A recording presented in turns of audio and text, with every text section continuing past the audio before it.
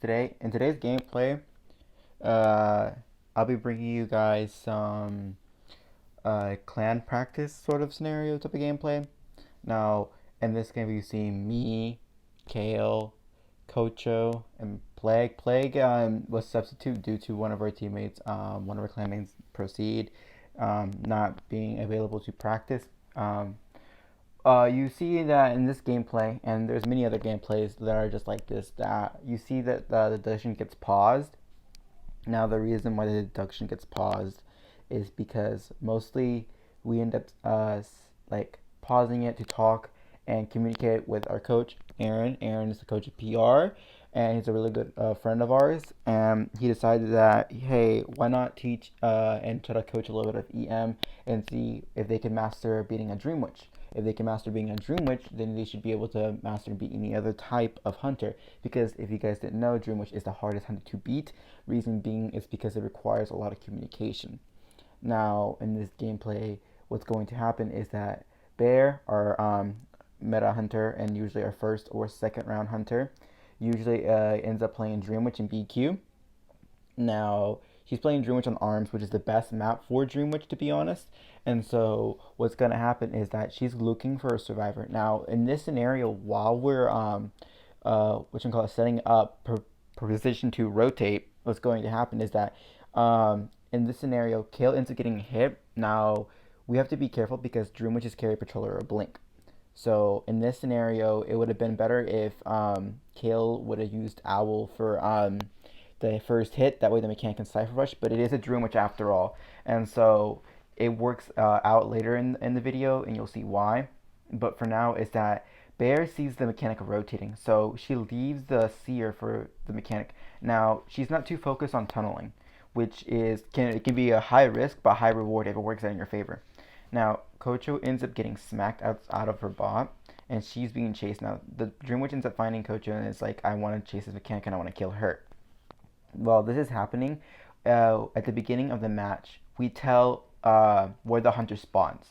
So if you guys don't know, every time when you spawn on the map, there is a thing called a key spawn. Now, a key spawn is where out of one of the four survivors get a unique spawn, a unique one, which is the only spawn out of the four which knows where the hunter is. Depending on whether if it's arms, lakeside, any map, there is one unique spawn that will hint at where the hunter will spawn.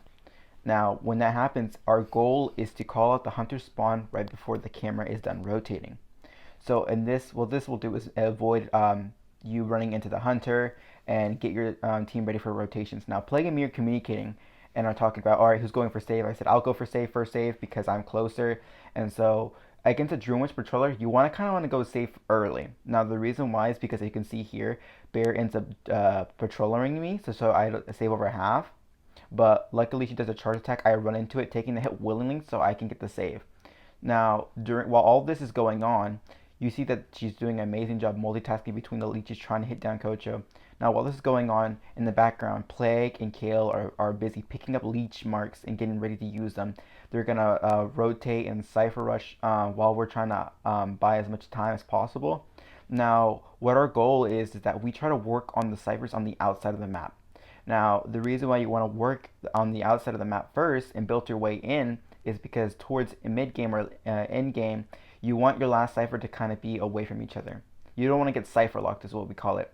And cipher lock is when three ciphers or two ciphers or whatever it may be are on the same side of the map, which means easy pressure.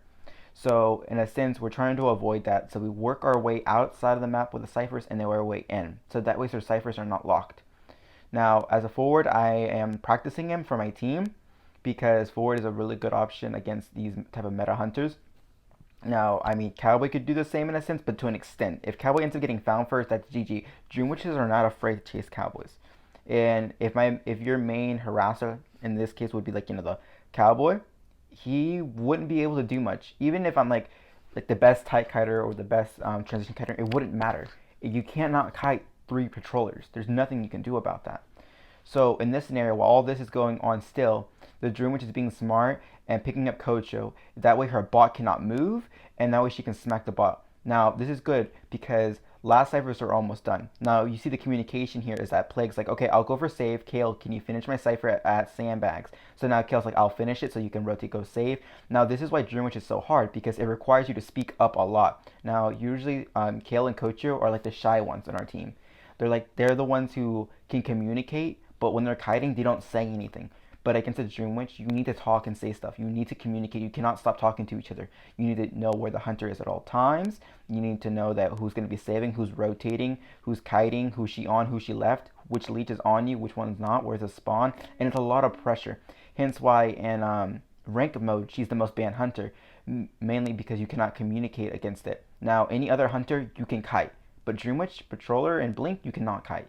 That's why it's most like a ban. Now, Plague did get greedy here to try to finish the cipher, and it would have worked in the hunter's favor if she had trump card, but she already used trump card for Blink. So now we don't have to worry about our normal. So now we're just trying to pressure and leech and unleash each other and try to heal each other. Now all this is really fast paced, and it's so much pressure on all of us. So now we have to play our cards correctly. Now because Kocho essentially got cheered once, if not twice, I believe. And so we have to be careful. Now, Kale's going in for rescue only because she has Owl. In this scenario, it worked out in our favor because there was one leech camping it. So she managed to get safe and get away. Now, while this is going, again, we're rotating away from the ciphers. We're like, okay, everybody, the leech, heal up. She's trying to pressure. She's on me and Kocho. I'm a bot and get smacked in the pallet because I'm impatient. And I tell Kocho, get out of here. Get out of here, Kocho. You're basically dead on chair. Kocho, get out. Now, Kocho's like, okay, I'll leave. And Kale's like, I'm deleting us at a 3 pallet. She's picking me up. She's taking me to near middle. And so all this is going on at Plague. I tell Plague, work on No Man's. Kocho, get ready to either go to factory, delete, and then I'm telling them to try to work on middle, but Kocho and the rest are telling me that there is a leech in the middle. So our best scenario is to either delete, or if we cannot delete, we try to run away, far away, so our leech will follow us and stop it away. So in this case, you can see that Bear's body and Kocho's leech is in the middle. So that's the spawn that's chasing Kocho. And I tell Kocho, leave. You are dead on chair. I tell her to go to factory, away from everybody. So now me and Plague are busy healing up and deleeching. And so is Kale. Kale's deleeching. Now Kale, the only reason why Kale can afford to stay in middle is because obviously she's the one who's not been shared. So now my bad. Kale has a little bit of flexibility in a sense. So even though that Kale is injured, she has not been shared once. So to be honest, we can sacrifice a little bit, but not really. So now Coach is at factory and told Coach to make your way to locker so we can either delete or heal. We're pressuring No Man's Land is what we call that.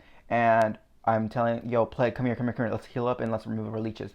And so in this scenario, I tell Coach, get away. You cannot die, Coach. You need to stay alive. And so Coach is like, okay, I'll leave. And so she's constantly rotating across the map. Now Kale ends up getting blinked on. And so, like I said, Kale has not been shared yet. So she's moving Kale to the middle of the map so she can pressure No Man's and to an extent 3 pallet. Now I'm going to get healed up. Coach is going through a chest. Now the reason why Coach is going through a chest is because her bot died and everyone is injured. Even with accelerated decoding, she cannot decode. It's best for her to try to find something and use it to her advantage. So as we're doing this, Bear is doing an amazing job pressuring all of us. At the same time, we get ready. So I'm going for save and I stun the leech. I save. I body block because there's no tide. And so now I tell Kale, get out. We gotta get out of here. We cannot die near the ciphers. And so we're rotating. Kale's leaving. Coach is healing with the syringe. Plague's pressuring No Man's. And I'm going to go back to 3 pallet. This is just constantly pressuring the ciphers and requires so many communication. I'm telling the guys, last a little bit longer. The cipher's almost done. I tell, is she on anybody? Can I pop? They're like, she's on nobody. Pop. I'm like, all right, I'll pop. We pop the cipher. Coach is going to pressure front gate. I'm going to go pressure back gate. Kale's deleeching. Plague's like going to delete near the pallets, near Shack. I'm like, okay, fine. So we're both opening up both gates. And now the Dream Witch has to decide, do I, stay and try to tunnel this Merc, or do I try to go pressure the gates? So now Plague is going to sit here and delete. And overall, this is looking like a win. Now, overall, as you can see, Dream Witch is really hard to beat. And only because you don't have full team communication, you have to speak up, constantly talk, know your spawns, communicate with your team. Nobody can be quiet. You have to rotate, leave, and it's a lot of knowledge power. And to be honest, every day we're practicing, and I will hopefully bring you guys more gameplay of this. And I really hope you guys enjoyed this type of gameplay.